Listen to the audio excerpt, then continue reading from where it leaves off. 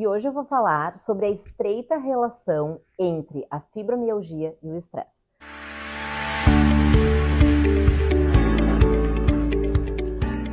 Olá, tudo bem com vocês? Meu nome é Fernanda, eu sou médica, especialista em tratamento da dor e acupuntura. Sejam muito bem-vindos ao meu canal e se vocês ainda não estão inscritos, se inscrevam, pois aqui eu vou falar sobre dor, acupuntura e fibromialgia. Nós sabemos que na sociedade moderna, o estresse ele acomete a grande maioria das pessoas, não só os portadores da fibro. Mas na fibromialgia tem um papel fundamental que é como gatilho de crise ou como desencadeante da síndrome da fibromialgia, mesmo em pacientes que nunca tiveram fibromialgia. Então, o estresse ele pode levar esse paciente a apresentar, a desenvolver a síndrome, mesmo sem essa pessoa ter apresentado um quadro de dor, ou quadro de cansaço, ou insônia previamente. E muitos autores dizem que nós temos 3 fases do estresse. Então, a primeira fase é o estresse alerta, a segunda fase é o estresse resistência e a terceira fase é o estresse exaustão. No estresse alerta, nós temos o papel protetivo fisiológico do estresse. Que, por exemplo, eu estou caminhando numa rua escura de noite, sozinha, o meu sistema nervoso simpático, que é o regente do estresse, que aumenta o cortisol, que aumenta a adrenalina, ele vai estar superativado.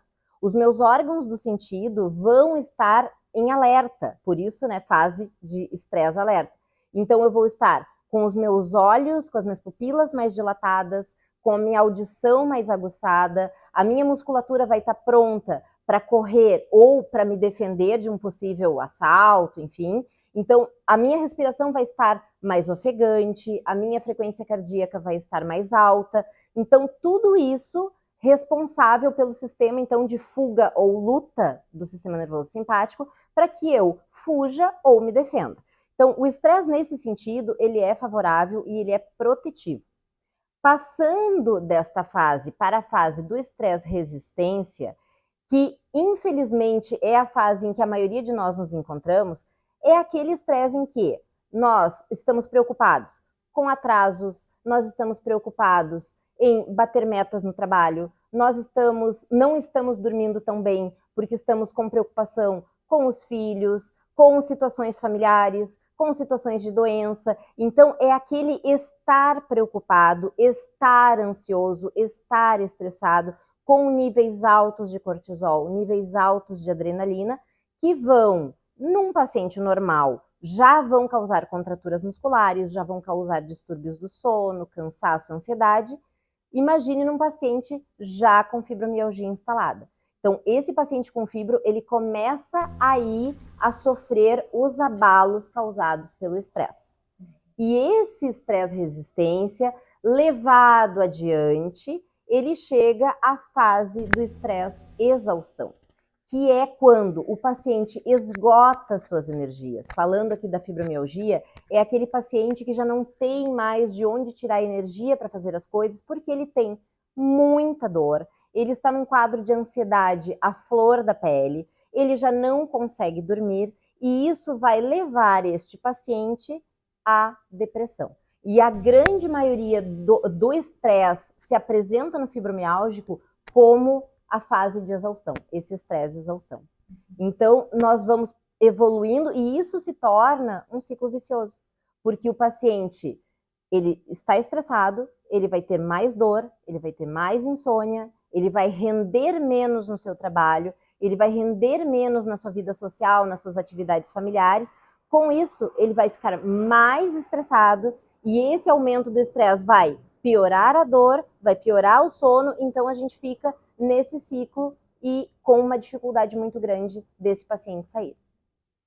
Doutora, tem alguma forma de eu entender que eu estou começando a ficar estressada e eu tenho que frear isso, eu tenho que parar isso? Tem algum sinal que o meu corpo dá que é mais comum? Muitas vezes os pacientes referem irritabilidade. Eles falam assim, doutor, eu tô sem paciência, eu tô irritada com os meus filhos, eu tô irritada no meu trabalho, eu tô irritada com meu marido, eu não estou tolerando críticas, então, ou, né, os pacientes falam, eu piorei muito do meu cansaço. Tem pacientes que desenvolvem, inclusive, alergias, sintomas de pele, referentes, então, a esse quadro de estresse, resistência, até chegar na exaustão, que aí o paciente diz, a minha energia está esgotada, eu não tenho coragem de sair da cama. Muitas vezes eles chegam nesse estágio, né? Quando eu chego a ter dores, essas dores, elas também contribuem para eu ficar mais irritada? O que eu preciso fazer para não ter essas dores ou para diminuir esse quadro? Porque é uma coisa que é um ciclo, né? Ele vem a dor, vem o estresse, vem o estresse, vem a dor. O que eu preciso atacar primeiro? Melhorar, baixar o estresse ou resolver a dor? Olha, nesse ciclo que a gente está conversando agora, sobre estresse e fibromialgia, a gente está focando muito na questão do estresse, que é um pilar importante nos pacientes fibromialgicos. Então, a gente tem que tentar retardar, reduzir esses níveis de estresse. Como? Muitos pacientes, costumo indicar a psicoterapia. Muitos pacientes precisam falar sobre as suas dores, falar sobre a situação que estão passando, falar sobre o gatilho de estresse, que às vezes é uma situação familiar, é uma briga conjugal, é um divórcio, é uma perda de emprego. Então, precisa ser abordado esse tema, né, esse gatilho do estresse.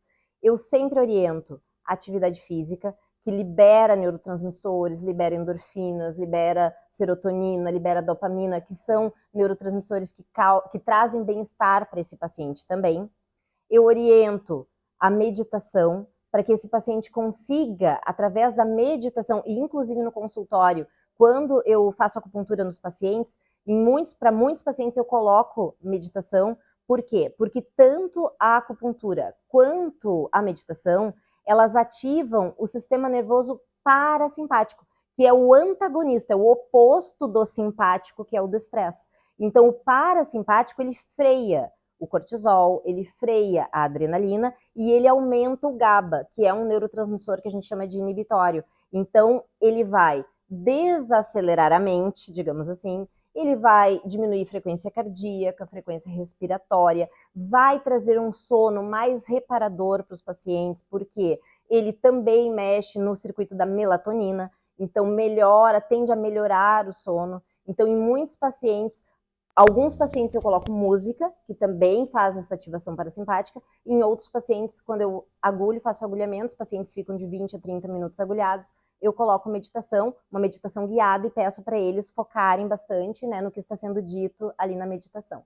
E alguns pacientes precisam medicamentos, né? Então precisam ansiolíticos, precisam medicamentos para dar uma equilibrada na ansiedade, precisam melhorar o sono muitas vezes, porque o estresse leva à insônia e a insônia também leva ao estresse. Então, são mecanismos que se retroalimentam.